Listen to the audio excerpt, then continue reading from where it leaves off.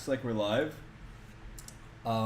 Today I just really quickly wanted to make a video that I've wanted to make for a really long time, which would help people to study foreign languages, specifically kind of more fun media than a book, because with a book it's pretty simple. You can copy paste into a dictionary, but if you were to try to do something like video games or something, it can be kind of tricky because the Japanese language is agglutinative, and it can be hard to look up games in the dictionary. So today I'm going to be using Final Fantasy just to show you all really quickly how you can use some of these tools to actually make studying a game like Final Fantasy pretty fun. So if we open the game up and we walk around a little bit here, eventually we should find an encounter, and then I can kind of show you how you can learn from it. Here we go. Okay, so you get into an encounter, and as you can see, everything's in Japanese. You go tatakao, fight, but then maybe you see this name over here, and maybe you don't quite know what that means. So when you want to start learning, like let's say you wanted to learn this phrase right here. This is in kanji, so it would be pretty easy for you to type into a translator. But if it was kanji, it wouldn't be so easy. And I'm going to show you what you can do. I'm probably going to die in the process. Let me just get rid of that. But first, let's take a picture, because this is kind of what I would do if I was studying this game. And then I would come over here to Google, which I've already gotten ready for us. And you can just go to google.com. And they've changed Google Lens quite a bit. I don't like the version it is today as much as I like the version it's been for the past few years, but it still works really well. So what you want to do is you take your you take your screenshot with the Windows Shift S, and then you come over here to Google, click Images, click the little search by image, and then just do a paste, Control V. Okay? And now this is going to bring your image over here. And this is really key, especially if you're looking at kanji, because you're going to be able to copy paste it. And I'll go over why that's important in a minute. But see, when you double click it, it actually separates the words. Like this word on the left is a desert, and then this is a Sahagin. But if you didn't know that, you could either A, listen to it, works pretty well, or B, you could copy it, and you can go over here to Google Translate, and it's nice because it's going to give you the reading here in the bottom left,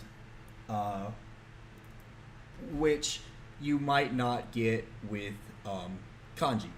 So this is the best way, in my opinion, by far the best way to OCR your Japanese text and get it translated. But if you really want to study and you really want to learn, you can take it a step further. And the other tool that I use that I like a lot is Anki. So here's this Anki deck right here. I made this. And right here, this is a screenshot I took with WinShift S.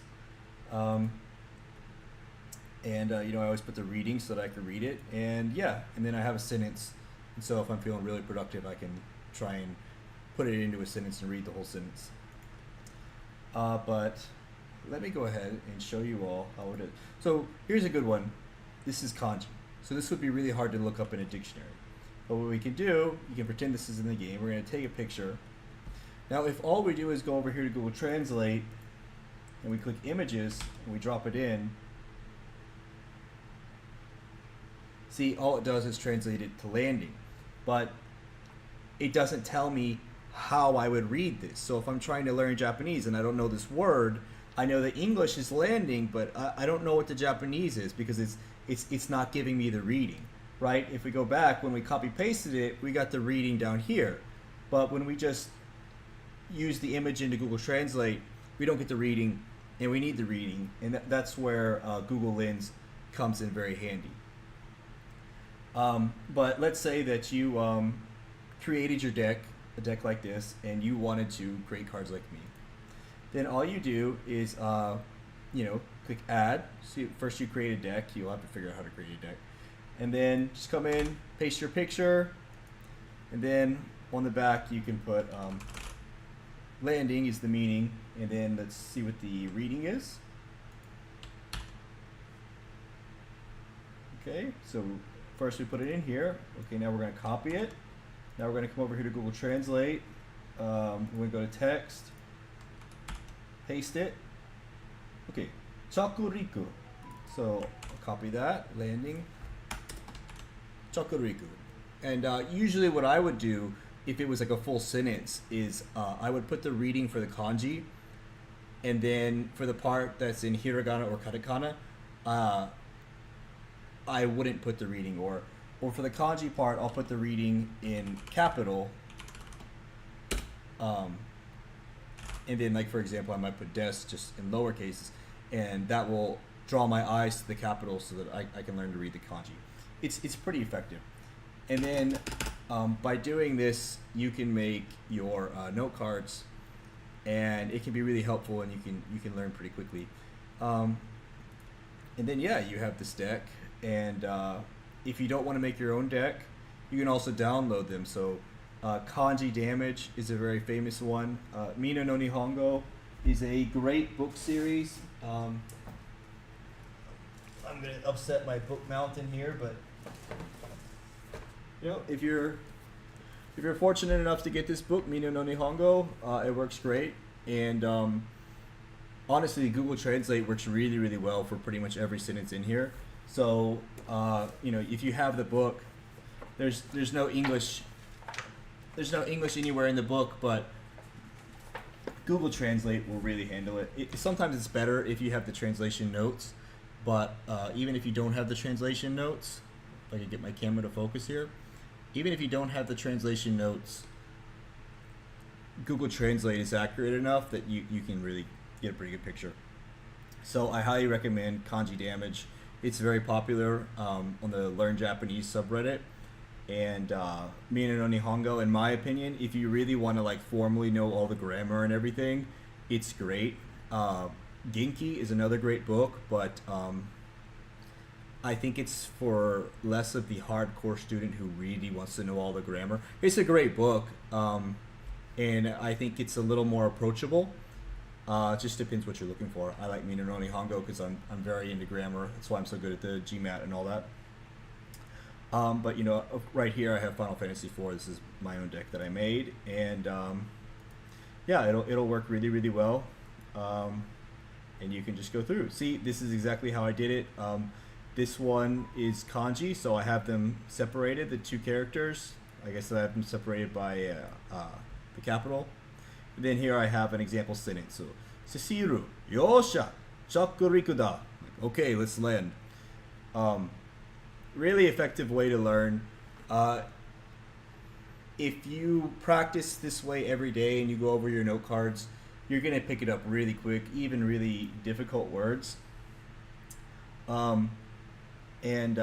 Just because I didn't want to make a lazy video, I know this isn't as structured as some of my other videos, but I went ahead and I did just a little bit more research, because I do want to give you all valuable tools, and just wanted to bring up if you want the Mina no Nihongo, the textbooks are available online. You can find them.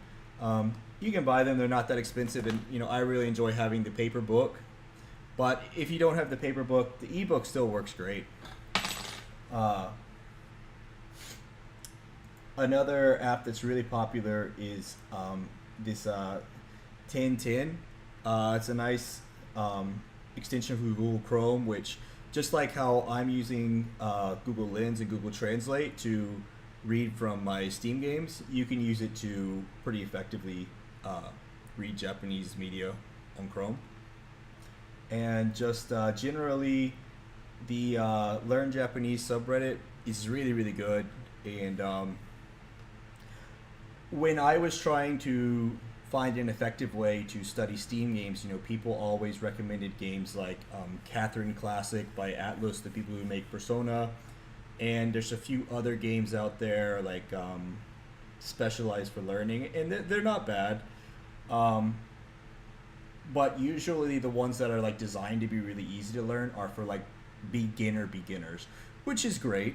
But if you're kind of like at an intermediate level and you want to approach something a little harder, this is a really effective way to do it. And when I was coming up with this method, I never saw any kind of video like this. I made this method up by myself, and I think it works really well. And I hope it works really well for you. And if it does, please let me know. And hope this helped you guys out. Thanks. Study with Zeno.